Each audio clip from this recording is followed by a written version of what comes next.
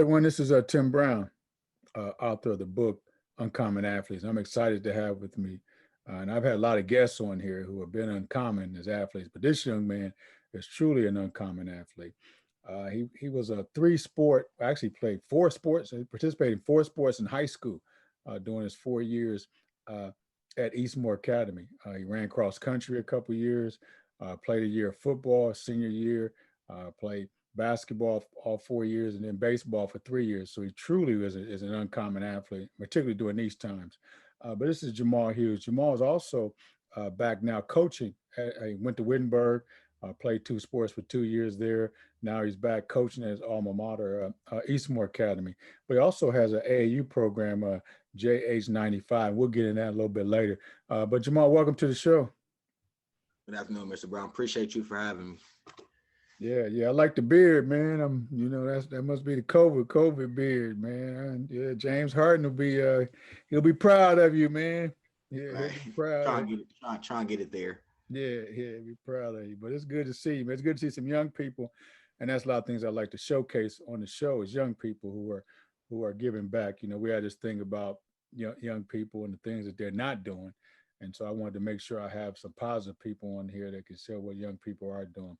So this being a sports video broadcast or whatnot, when did you find your passion for sports? When did you find your passion for sports?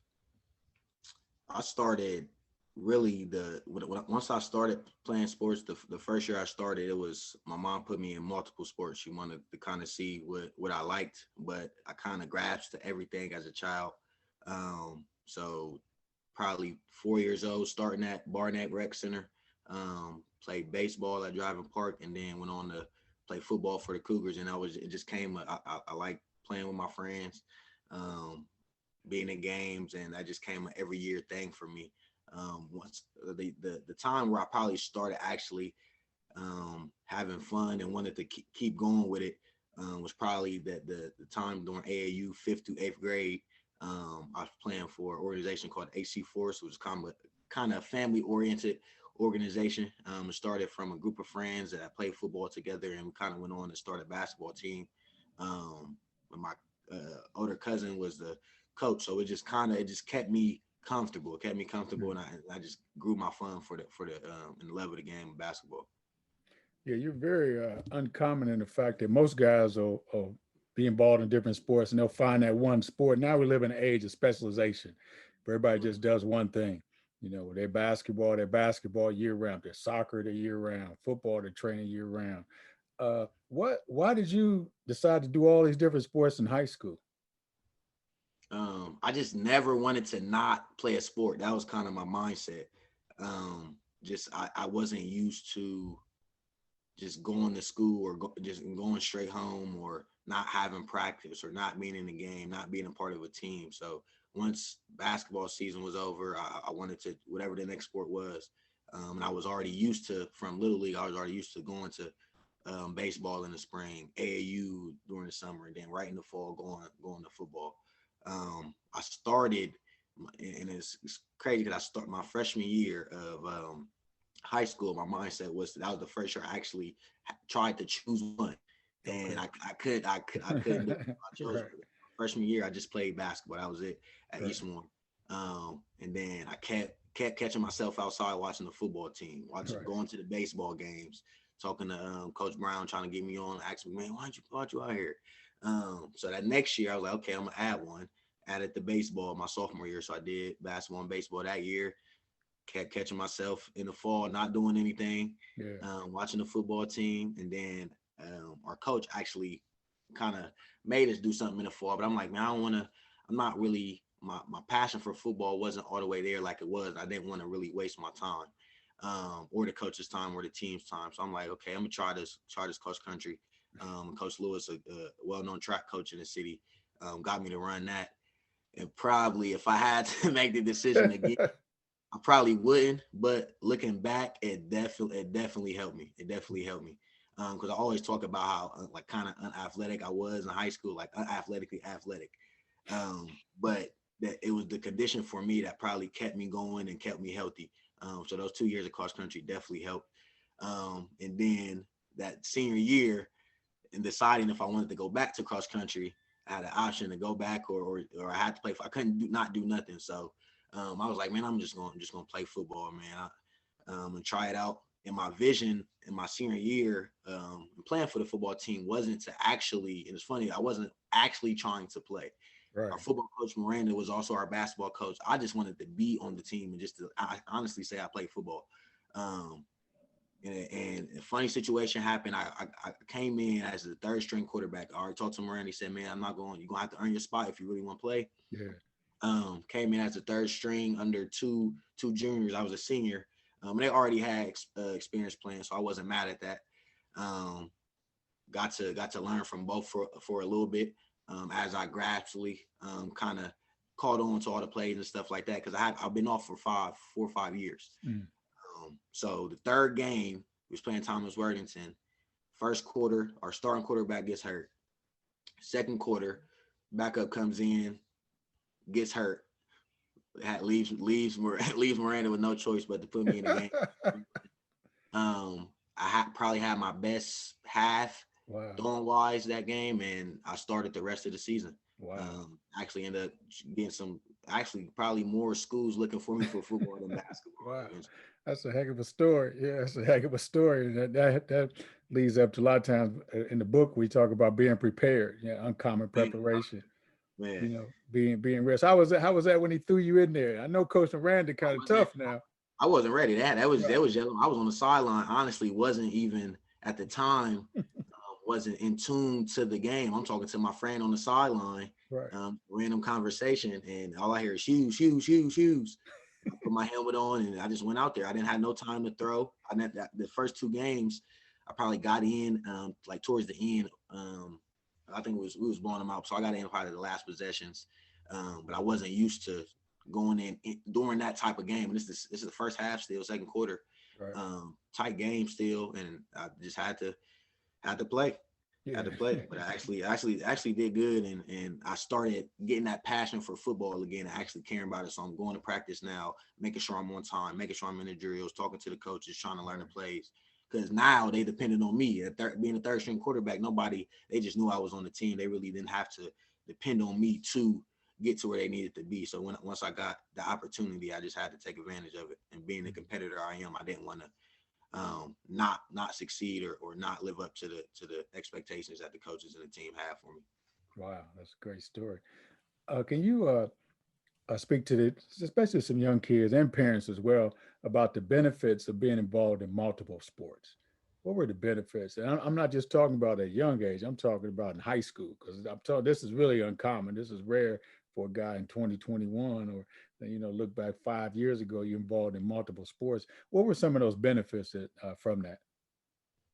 So and I learned too that playing one sport can honestly help you with the next one, rather it's the training, Mhm. rather it's the coaches you're around, the team you're around, the atmosphere.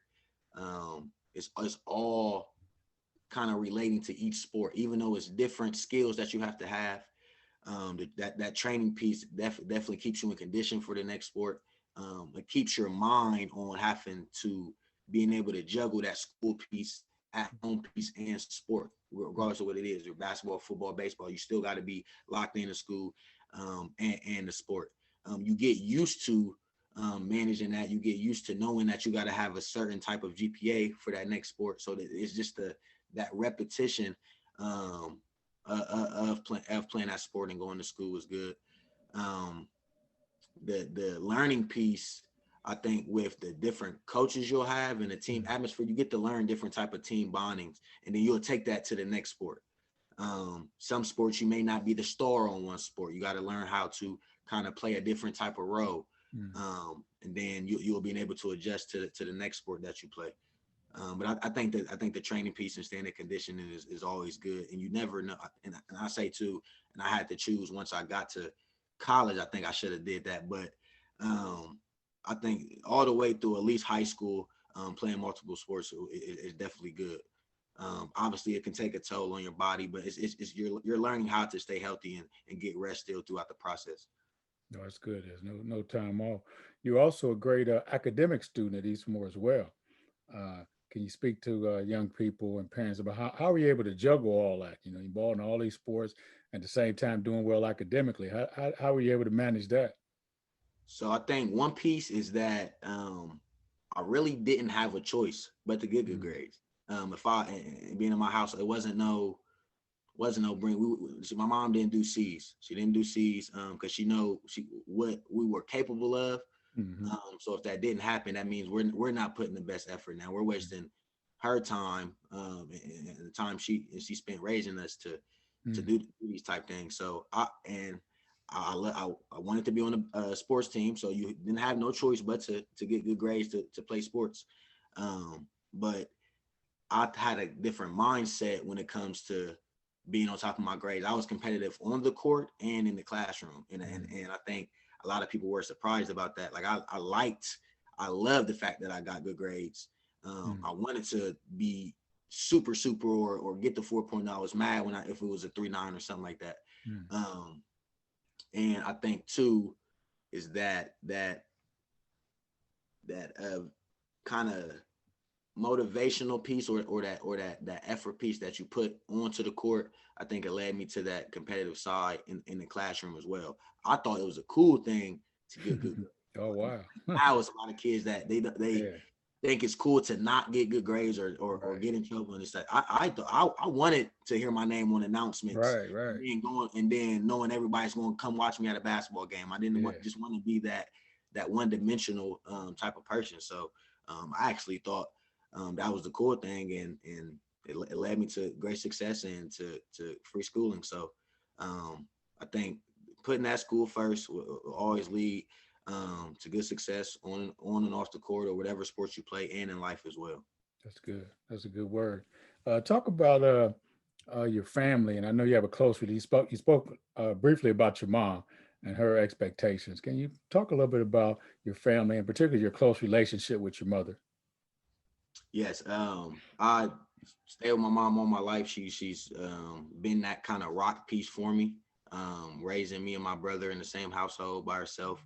And I think her passion for us and her passion for the things we do, like everything we do, she likes as well. Mm, She's going to grow a passion for as well. So I think once people seen that, they seen how hard me and my brother worked and how we took life very seriously, everything we did very seriously. That led to people wanting to help her out. mm, So she always, from beginning sports to the classroom, she always been there and always kind of went the extra mile. mhm, And that's what I love about her. She when it came to being at my game, she didn't just want to be there and watch. She probably wanted to keep stats in my game. So mhm. that kind of pushed me to play harder. In school, she kept portfolios of all my. She has every single report card from me and my brother since we was in kindergarten. No lie, Yeah. since we was all put together nicely and everything. It was Yeah. consistent, and it was consistent. So that is in raising us and being able to do that on the side or take that passion on the side. She made sure I got the practice, whether she had to take me or not. Rather, she had a way to give me the practice. She was going to make sure I got the practice Mm, because she knew if I didn't go to practice, that wasn't going to be fair to me to play in the game. And she knew that concept of basketball and in life as well. Um, Now she still helps me to this day. She helped me with my AAU program. She made sure it kind of stayed on track. Last year was she probably did the most for me with she kind of took care of the informational side and the money piece. Once I got like added 5 or 6 more teams, she knew it was gonna be tough for me. So she kind of let a load off me a little bit, and still wants to help me to this day. So I think that closeness we had and that relationship we had would never be broken. That bond would never be broke. mm. Like I said, anything I have a passion for, she has a passion for as well. Wow, that's great. That's great. I know she's an awesome mom, raised a great son. Just that example of hard work and commitment has carried you on. Some lessons you learned from her. As we look back now, and now you're back actually coaching at Eastmore, at the school that you attended. How's it So, being on the other side there, Coach Hughes? How's it being on the other side there? it's different. It's different, but it always gives me flashbacks. But Right.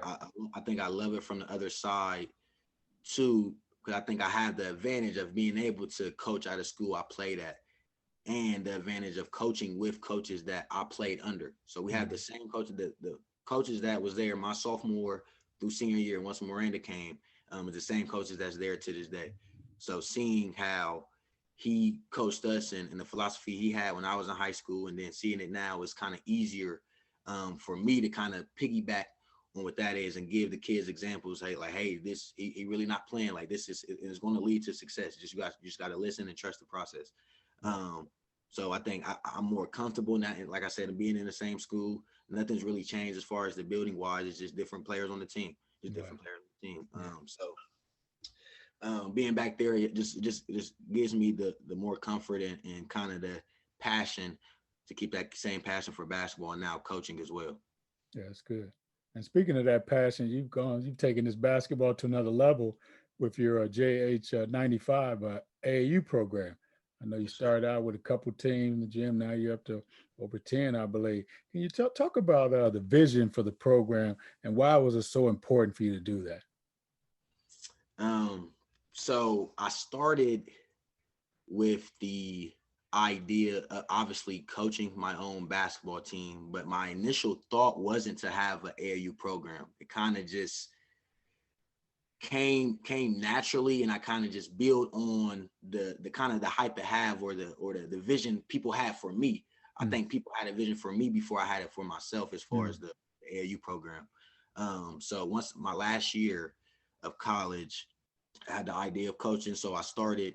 I wanted to do just the training, just the basketball training. I started with training out there in Springfield, Ohio, mm, but I had one kid I was training. So and then when I talk about like being patient and staying patient and good things will come, I started out making my own flyers to try to get kids to come to this training. I went to 10 plus elementary schools, passing out the principals to kids, the after school program I did, and ended up only being able to train one kid.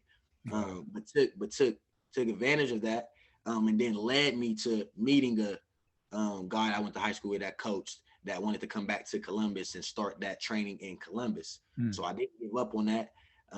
Went back to Columbus, did the same thing, made flyers, reached out to all the rec centers, schools, whatever it was, parents, and then started my own training program. And that was the summer of 2018.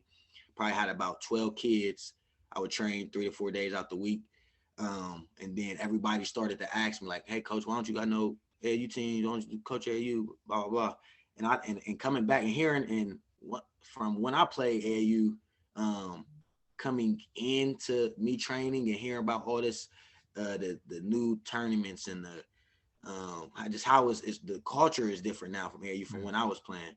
And I just wanted to kind of stay away from it, but mm, then had a change of mindset that I could actually change it back to mm, how it was when I was playing. So that was my vision originally. But I only wanted to do it was two teams. So me and my cousin that coaches with me, I was like, hey, let's do the two teams with the kind of the biggest group we got, which is probably our fourth and fifth grade. I do the fourth, you do the fifth. right. Cool. Next thing you know, I ended up with 6 teams that first year. Wow. I had a girl, my girls coach was coaching in the league at Lincoln Heights, had 9 girls on that team, wanted to bring them to an AAU team. I'm like, hey, do your thing, bring them all over. You can be a part of JH95, start the girls side. I was at the sales at the time coaching that first year AAU, the JV team, and I had two of my players ask me why didn't I have a high school team. So I'm like, man, it's a lot of work for me this first year, and I got 5 players. They was like, nah, coach, we'll find the players for you. Right. I'm like, okay, that's y'all do that. I really don't care who they are. If they want to play, they want to put effort to it, I'm going to make them a basketball player or like Mm, basketball again. So I ended up with the high school team. So that first year ended up with 6 teams. So now I have a vision that this could keep growing. This could keep growing on the girl side and the boy side. And then what I already wanted to do with the education side, it was just getting that group of kids and finding what they need and being able to provide that for them. So now the it's kind of getting to where it's way bigger than basketball, especially with the kids we have now, needing that education piece. So and my the end goal of to is really to get my own building so I can put all of this in one site. So being able to do tutoring for the kids before and after practice, or have guest speakers come and talk to them about just life issues. Because I think that's the biggest piece we deal with, especially with our program. Like our kids go through stuff that adults go through, Mm. but we make them comfortable enough to talk to us about that because we don't hide nothing from them. So they see the Mm. real us, which makes us hear the real them. So um, as far and it goes along like with um, how society is now, like people dealing with mental health issues. We have kids and coaches that come across situations like that that I want to be able to have a building for or people for that they could go to the site and get help on these certain days or these certain hours, and don't worry about basketball until your head is right, and then we can come back. But they're all still staying together. It's not just them coming to us on Tuesday for practice or Friday for a tournament. They're getting more, and the plan is to give them more than the basketball side or the education side. Is really a life coaching type of thing, and that's why I wouldn't trade the kids we have in our program for anything. I know a lot of programs wouldn't take them. I know a lot of people wouldn't accept them for who they are. So that's why I wouldn't change the, the area of kids I'm getting. I wouldn't change who I'm getting. I wouldn't change or trade anybody that we have for anybody else. Everybody that comes in knows that they could be honest with us. They know we're going to take care of them. And then outside of basketball, we still stay connected. So I think that's the big piece too. And the vision I have is to stay a family throughout life. So it's not just during the season. Like we're talking outside the season during school ball, going to other people's games. Go watch a teammate play that you play AAU with for school. Go to their track meet. Going to swim meets. Meeting up with the parents after getting together, getting some food or something like that. Everybody going to stuff in the summer together. That's not dealing with the AAU. So that's really the biggest piece, and I'm real big on family. Everybody that's in the staff, my coaching staff, are people I grew up with, my actual blood family, Mm. people I coach with or play with, and kind of all around my age. So everybody's young, and I have people that know my vision, and we've been through the same life issues or situations that our kids been through. So we're able to connect with them on that level and not just being able to teach them basketball. You can come to us and we've been where we didn't have food the next day or something like that, or we had to stay in a hotel, whatever it was. We didn't have money for this weekend to get down, but that's not stopping you from playing basketball. We'll teach you how to get through that, or if you got a problem or an issue and you're scared to let it out. That's what we've been through that. We've been through that. Our parents been through that, and that's why we're here, and we let them know that you don't have to be afraid to speak your mind. We're all a family, and we're all trying to get to that goal in life to where we could be successful, whatever it is, basketball, football, cook, whatever you want to do. We will try to help you with, and that's what I want to have that building for is the different aspects. They don't have to just go to school for basketball. It could be whatever. Mm. Wow, well, that's a mouthful there, brother. Yeah, you really articulated that well. It sounds like God is giving you a holistic approach to this thing. Where it's Yes, sir. definitely it's truly more than just basketball. And we know the importance of sports. Sports to me has always been that drawing card. That's what gets kids in the door. That gets them in the door. And once we get them there, then we could add those other things that you as a young man and live their life. Their story is your story, so you know what they need.